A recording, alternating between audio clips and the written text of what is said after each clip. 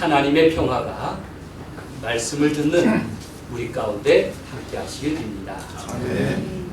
엄동설안에 어떻게 지내십니까? 모두가 춥게 지내시겠죠? 엊그제는 마침내 눈까지 내려서 겨울 왕국이 완성된 듯합니다. 아무쪼록 여러분 안전하고 강건하게 잘 지내시길 바랍니다. 저는 내일 저녁에 청와대 앞에서 열리는 광장 기도회에 참석을 합니다. 생각해 보았습니다. 세상에 하나님께 호소할 일이 얼마나 많을까?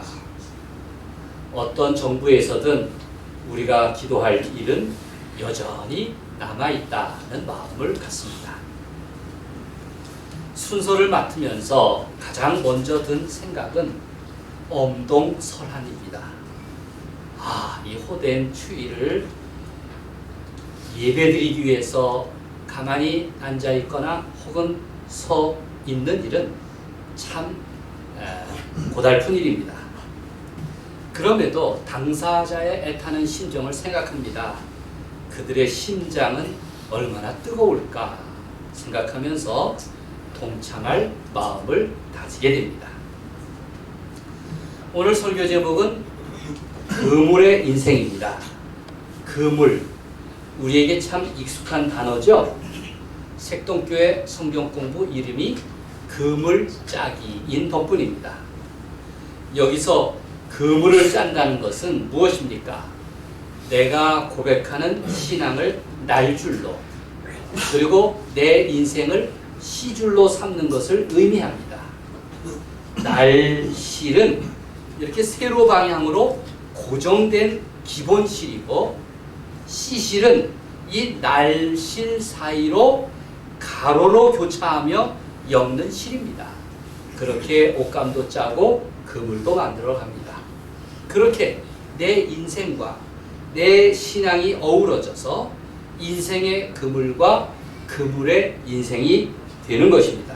아무쪼록 내 신앙, 내 인생의 날실이 되어서 때마다 일마다 삶의 중심과 균형과 무게를 잡아주기를 간절히 바랍니다. 또 여러분들은 그런 날실과 시실의 조화를 통해서 아름다운 인생과 또 인생의 아름다움을 짤 수 있기를 간절히 소망합니다. 오늘 본문은 예수님이 요단강에서 세례를 받으시고 또 유다 광야에서 40일 동안 금식과 시험을 겪은 후에 갈릴리로 돌아오신 것을 시작으로 합니다. 예수님께서 처음 하신 사역은 두 가지였습니다. 먼저 하나님 나라를 선포하는 일과 그리고 그 일을 함께할 제자들을 부르시는 일이었습니다. 17절 말씀을 함께 읽겠습니다. 이때부터 시작. 이때부터 예수께서 비로소 전파하여 이르시되 회개하라 천국이 가까이 왔느니라 하시니라. 먼저 예수님은 하나님 나라를 선포하는 일과 그 일에 함께할 사람들을 부르십니다. 그 대상들을 보면 처음 예수님의 제자가 된 사람들을 보면 흥미롭게도 우리 색동교회 남선교회 이름이 모두 등장합니다. 베드로, 또 야고보, 요한. 그렇습니다. 제4 선교회가 생기면 이름을 뭐라고 해야 될까요? 안드레 선교회로 해야 할 것입니다. 이들에게는 공통점이 있습니다. 예수님이 직접 부르신 첫 제자이고 출신이나 직업이 같다는 것입니다. 모두 갈릴리 어부들이었습니다. 그때 갈릴리만 하더라도 예루살렘이 있는 유대 지방과 달리 아주 변두리였습니다. 갈릴리는 사회적으로도 천시받던 땅이었습니다. 성경은 갈릴리에 대해서 역사적 의미를 이렇게 전합니다. 이사야 9장 1절에 보면 옛적에 여호와께서 스불론 땅과 납달리 땅이 멸시를 당하게 하셨더니 이렇게 기록하고 있습니다. 왜냐하면 아수르 왕국의 지배를 받았습니다. 그래서 흑암의 땅이다 이렇게 불렀습니다. 천대받는 사람들이 살던 곳이라고 무시받았습니다. 그래서 갈릴리 출신이라면 을에 무식한 촌놈 취급을 받았습니다. 신약 시대에도 마찬가지입니다.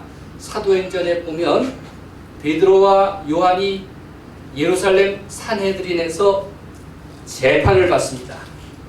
그 재판을 받던 중에 두 제자가 너무나 당당하고 또 똑똑하게 대답을 하는 것을 보고 재판관들이 놀랍니다.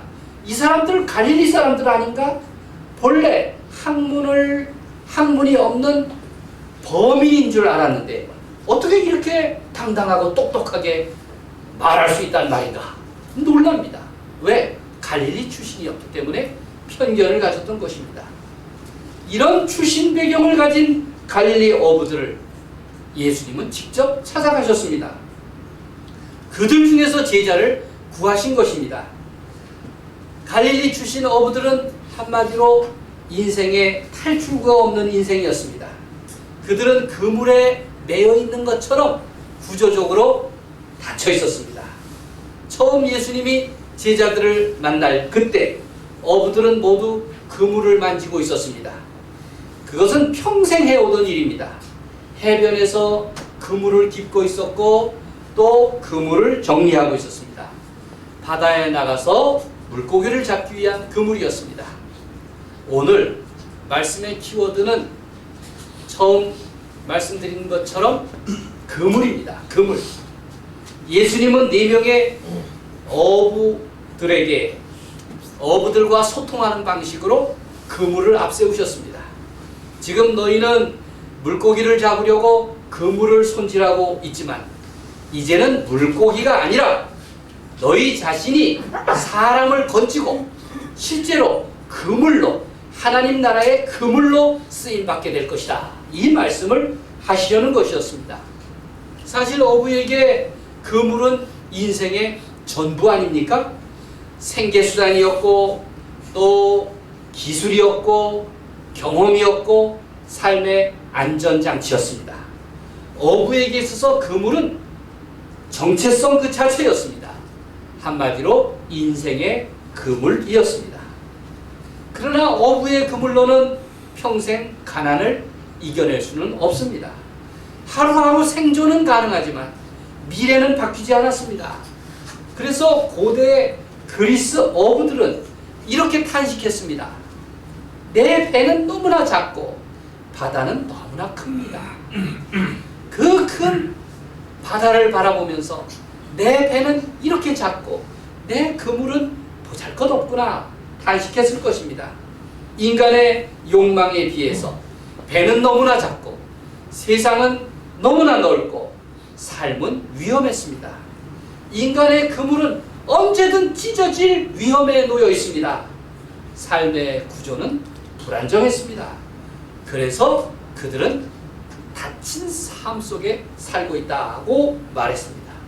그때 예수님이 찾아오셔서 말씀하십니다. 이제 내 그물을 내려놔라. 그리고 내 그물을 너희에게 맡기겠다. 이렇게 말씀하셨습니다. 이 말은 그물 그 자체를 바꾸어 보라는 것입니다. 인간 생존의 그물에서 하나님의 구원의 그물이 되라는 것입니다.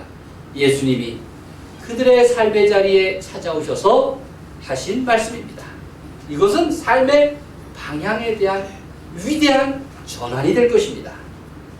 예수님은 그들을 찾으려고 갈릴리 해변을 두루 다니셨습니다. 그 중에서도 마땅한 사람을 찾으려고 하셨겠지요. 아마 인근 사람들은 익히 예수님의 존재에 대해서 들었을 것입니다. 그러니 예수님이 누구를 초대한다는 것은 참 특별한 일일 것입니다. 예수님은 그물이 전부인 인생을 살아가는 그들에게 가장 소중한 재산인 그물을 통해서 말씀하신 것입니다. 그러니 어부들에게 그물 얘기는 얼마나 설득력이 있었을까요? 예수님은 일찍이 이런 방법을 사용하셨습니다. 제자들에게 당장 써먹을 기술을 가르치신 것이 아닙니다. 인생의 방향 전환을 가르치시려는 것이었습니다. 어린 왕자를 쓴 생떼쥐 페리도 예수님과 비슷한 말을 합니다. 그도 예수님의 지혜를 통해서 배웠을 것입니다. 배를 만들고 싶으면 사람들을 불러다가 목재를 가져와라, 못을 가져와라, 뭐 이런 말 하지 말고 그저 먼저 바다를 보여줘라. 바다에 대한 동경을 먼저 심어주는 것이 좋다고 했습니다. 예수님도 갈릴리 해변을 다니시면서 바로 바다를 보여주려고 하시는 것처럼 그들에게 하늘나라 꿈을 먼저 심어주셨습니다. 베드로와 안드레를 만나셨고 이어서 야고보와 요한을 만나셨습니다. 예수님은 갈릴리의 많은 어부들 중에서 베드로와 안드레 형제의 모습을 눈여겨보셨던 모양입니다. 마침 그들은 해안 가까이에서 그물을 내려 물고기를 잡고 있을 때 예수님이 그들을 부르신 것입니다. 19절 20절 말씀을 함께 읽겠습니다. 말씀하시되 시작. 말씀하시되 내가 너희를 사람을 낚는 어부가 되게 하리라 하시니 그들이 곧 그물을 버려두고 예수를 따르니라. 형제 어부인 베드로와 안드레의 태도는 아주 단호합니다. 예수님의 부르심을 듣는 즉시 마치 기다렸다는 듯이 예수님을 따랐습니다. 그러나 두 사람이 예수님을 따르려면 반드시 먼저 할 일이 있었습니다. 물고기를 잡는 그물을 든 채로 스승을 따를 수는 없는 일 아닙니까? 그들에게 그물은 어떤 것입니까? 철 들고 나서 평생 손에 쥐던 것이었습니다. 그러나 그들은 그물을 내려놓습니다. 생계수단이었는데, 축적된 경험이 다 녹아 있었는데, 삶의 전부였는데, 그런데 그 그물을 내려놓았습니다. 얼마나 대단한 결단입니까? 이번에는 야고보와 요한 형제 차례입니다. 더 가시던 예수님은 세베대의 아들들인 두 형제를 아버지와 함께 배에서 그물을 깁고 있는 모습을 보셨습니다. 예수님이 그들을 보시고 부르시자 두 사람은 그물뿐만 아니라 배와 아버지까지 버려두고 따랐습니다. 야고보와 요한은 부잣집 아들이었던 모양입니다. 그들은 배를 소유하고 있었습니다. 그런데 그 모든 것을 내려놓고 예수님을 따랐습니다. 22절 함께 읽겠습니다. 시작. 그들이 곧 배와 아버지를 버려두고 예수를 따르니라. 베드로와 안드레 또 야고보와 요한 이 네 사람의 따름은 얼마나 놀랍습니까? 그들은 뒤를 돌아보거나 재고 따지고 수지타산을 계산하지 않았습니다. 마치 부름을 기다렸다는 듯이 오늘 복음서에 사용된 부사어를 보면은 곧을 강조합니다. 곧! 그리고 버려두고 예수님을 따랐다. 곧 버렸다. 즉시 행동에 옮겼다는 것입니다. 예수님과 그들의 만남, 부르심, 그리고 따름은 놀라운 사건입니다. 결국 몇 년 안 되어서 세상을 흔드는 놀라운 일이 그들을 통해 일어납니다. 그리고 그 진동은 2000년이 지난 오늘 우리에게까지 전달됩니다. 제가 지난해 여름 성경 때 제 차에 하준이와 세연이 두 형제를 태우고 영등포 성경학교에 가지 않았습니까? 가면서 여름 성경학교가 얼마나 중요한지 모른다. 목사님은 어려서 이 여름 성경학교 때 이 노래를 배웠단다 하고 노래를 가르쳐 주었어요. 아이들이 금방 따라 하더라. 오늘 집에 가면 그 노래 아직도 기억하느냐고 물어보세요. 갈릴리 바닷가에 고기 잡는 어부에게 나를 따르라 나를 따르라 사랑의 예수님이 부르셨다네. 우리는 어떡할까? 그렇지. 주님 따르자 주님 따르자 사랑의 예수님을 따라갔다네. 그때 아이들이 강조했던 부분이 어딘 줄 아십니까? 아함, 그렇지. 이 대목이에요. 재밌지 않습니까? 다들 아함, 그렇지. 저도 그것에 취해서 여기까지 왔습니다. 여러분, 우리는 자주 결심하지만 결심을 실행에 옮기는 일은 자주 실패합니다. 여러분, 우리는 결심하는데 실패해 본 적은 없습니다. 늘 결심을 해요. 그러나 그것을 실행에 옮기는 데는 너무 자주 실패합니다. 팩 맥라건이라는 분이 이런 말을 했어요. 바보들은 항상 결심만 한다. 바보들은 항상 결심만 한다. 우리는 올해도 숱한 결심을 했습니다. 어느새 25일인데 작심삼일을 하면 3 곱하기 8, 24. 벌써 8번이나 했을 시간입니다. 그동안 얼마나 결심하고 또 얼마나 실패했습니까? 그렇다고 포기하지는 마십시오. 결심은 계속 필요합니다.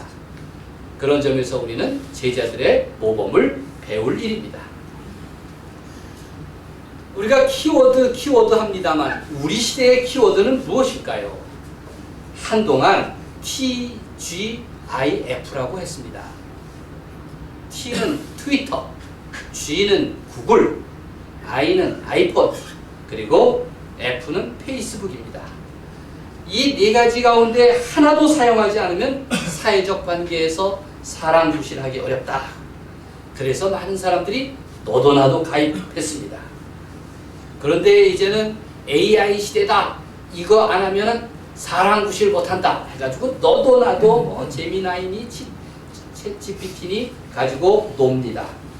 아주 우리 시대의 키워드가 되었습니다. 그런데 이 모든 것이 다 하나의 기반 위에 서로 연결됩니다. 무엇입니까? 인터넷입니다. 넷. 곧 우리 시대의 키워드는 네트입니다. 그물이죠. 통신수단만이 아닙니다. 인간관계의 기초도 다 그물망입니다. 그래서 인간관계를 잘하는 사람이 네트워크가 넓다는 등 그런 얘기하죠. AI 시대 역시 그런 인터넷 그물망 기반 위에서 작동합니다. 우리는 다 그물 가운데 살아가는 사람들입니다. 어제나 오늘 이야기가 아닙니다. 2000년 전에도 또 지금도 우리의 삶은 그물과 같습니다. 한 IT 기업가가 이렇게 말했습니다. 우리는 평생 사다리를 오르느라고 아주 바쁘게 삽니다. 그런데 어느 순간 깨달았습니다. 내가 오른 사다리가 벽이 아니라 잘못된 건물에 기대어 있었다는 것을. 그럼 그렇게 깨달았습니다. 그러니 열심히 사는 것하고 바르게 사는 것하고는 다른 문제입니다. 예수님의 부르심은 더 빨리 올라오라는 말이 아닙니다. 내 사다리를 바꾸어라. 내 사다리를 바꾸어라는 요청이었습니다. 만약 내가 어부들처럼 제자로 부름을 받는다면 과연 내가 버릴 것은 무엇입니까? 과연 내가 내려놓아야 할 인생의 그물은 무엇입니까? 나는 과연 그 그물을 내려놓을 용기가 있습니까? 그만한 간절함, 절실함, 온몸으로 부딪히는 갈망이 과연 내 인생에 존재하고 있습니까? 우리가 사는 세상을 보십시오. 우리가 사는 세상은 불신으로 가득합니다. 회의는, 의심은 믿음보다 영향력이 훨씬 셉니다. 신뢰보다 엄청나게 불신이 강력합니다. 긍정보다 부정은 100배 손쉽습니다. 그래서 우리 그리스도인들은 믿음을 강조합니다. 우리 믿는 사람들은 내 믿음을 보다 선한 뜻 가운데 사용하려고 애씁니다. 그래서 흔히 하는 말이 선한 영향력 아닙니까? 더더군다나 우리가 예수 그리스도의 제자로서 선한 영향력을 끼치려고 하는 것은 얼마나 중요한 일입니까? 그래서 갈릴리 어부들이 소중합니다. 그들은 선한 영향력을 끼치고 그 파장이 오늘에까지 이릅니다. 미국 연합감리교회는 오늘 자신들의 부족한 모습을 성찰하면서 이런 반성문을 남겼습니다. 우리 교회는 지금까지 많은 사람들이 사람 낚는 어부가 되려고 하기보다는 그저 수족관을 지키는 일에 만족했다고 했습니다. 우리는 과연 사람을 낚는 그물 역할을 하는가? 아니면 물고기 다 잡아놓은 수족관을 지키는 데 만족하고 있는가? 그물을 버린 결과가 고작 수족관이나 지키겠다는 것은 아닐 것입니다. 예수님은 말씀하십니다. 너는 그리스도인으로서 낡은 그물을 내려놓고 새 그물로 바꾸었는가? 예수님의 나를 따라오라는 부르심은 몸만 쫓아오라는 말이 아닐 것입니다. 예수님을 내 삶의 주인으로 모시고 살라는 것일 것입니다. 제자의 길, 제자의 삶을 살라는 요청입니다. 예수님을 따른 갈릴리 어부들은 물고기 잡는 그물을 내려놓고 사람을 사람답게 하려는 하나님 나라라는 그 그물을 택하였습니다. 인생의 그물을 버리고 그물의 인생을 선택한 것입니다. 물고기를 잡는 어부에서 사람을 낚는 어부로, 사람을 구하고 사람의 생명을 살리는 어부로, 그것은 인생의 전환점이며 옛 인생의 청산이고 삶의 목표에 대한 완벽한 수정인 것입니다. 그들은 인생의 그물을 내려놓고 하늘 그물을 소유하였습니다. 제가 우리 색동교회 성경 공부 책인 그물짜기, 그 책의 출판사 이름을 정했어요. 그래서 하늘 그물이라고 써 있습니다. 제가 지금 뭘 하겠다는 게 아니라 그때 그 책을 편집해서 인쇄하면서 그래도 출판사 이름은 적어 놓는 게 좋을 것 같아. 신뢰성을 주기 위해서. 그래서 붙인 이름이 하늘 그물이었어요. 지금 생각해보면 그 그물에 관한 생각이 저에게 굉장히 많이 있었던 모양입니다. 예수님은 새로운 삶으로 나가는 길에서 나를 향해서도 내 그물을 내려놓아라 요구하십니다. 나는 내 옛 그물인 나의 기득권, 나의 가치관, 이런 것들이 전부인 줄 알았는데 과연 그걸 내려놓았을까? 그리고 새로운 도전으로 그 주님의 부르심의 그 하늘 그물을 받아들였는가? 곰곰이 생각해 봅니다. 여러분, 신앙이 무엇입니까? 우리는 자꾸 뭔가 더 붙잡는 과정이라고 생각하는데, 그런데 신앙은 더 자주 내려놓는 과정입니다. 지금 내가 붙잡고 있는 게 무엇입니까? 내가 버리지 못하는 것이 무엇입니까? 그것이 내 삶의 진보를 가로막고 있지는 않습니까? 주님과의 만남을 자꾸 회방하고 있지는 않습니까? 제자들의 삶을 보십시오. 지금 포기하는 자는 나중에는 얻게 될 것이라는 것을 그들은 깨달았습니다. 그들은 당장 붙잡고 있던 그물을 내려놓는 순간 하나님 나라를 얻지 않았습니까? 지금 부르심을 받는 자는 나중에 부르는 자가 될 것이라고 하는 놀라운 경험을 하게 되었습니다. 오늘 본문의 결과입니다. 그 세상에 변두리 취급을 받던 갈릴리는 이젠 모든 그리스도인의 마음의 고향이 되지 않았습니까? 역사의 뒷골목 인생처럼 취급받았던 그 사람들은 오히려 주님의 제자로서 그들의 처음 사랑은 인류의 믿음의 중심이 될 수 있었습니다. 제자들이 인생의 그물을 버리고 그물의 인생을 선택한 결과입니다.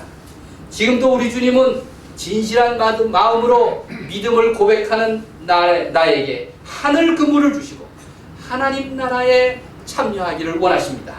그런 주님의 은혜로 진정한 그물의 인생을 살아가는 여러분이 되시기를 간절히 소망합니다. 아멘. 하나님의 은혜로 그런 부르심에 합당한 우리가 되기를 우리 주님의 이름으로 간절히 축원드립니다. 아멘. 기도하겠습니다.